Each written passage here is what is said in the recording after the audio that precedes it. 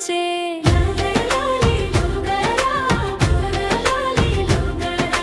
अंगना के चौकी ऊपर ते जब लहरावे, गांव के सब नैनन मन चंदा बन के छावे। एक बेर मुस्कावे तो मन डोल डोल जाए, तोर सुरता के बादल भोर मंघन जाए।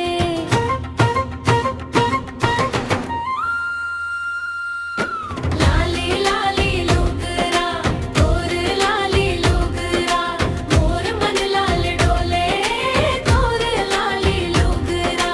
लाली लाली लोकरा, तोर लाली लोकरा, गाँव भर गावत रहते, तोर लाली लोकरा,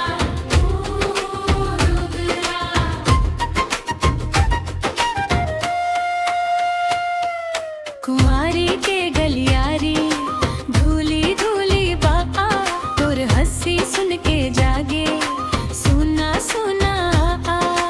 हार फूल के गजरा मम गंध बस जाते रे, तोर नाव सुनत ही दिल धड़क जाते रे।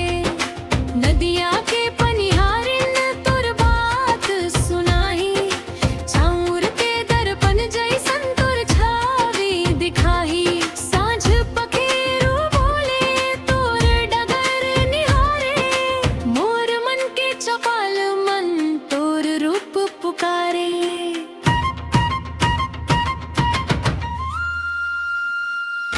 लाली लाली लुगरा, तोर लाली लुगरा, मोर मन लाल डोले, तोर लाली लुगरा।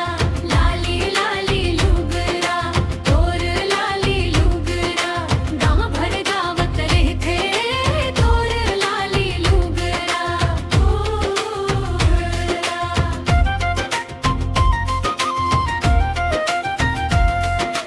पुरखा के बात मन तोर रीत समाए, माटी के महक जैसे तोर रंग बसाए। हाथ मन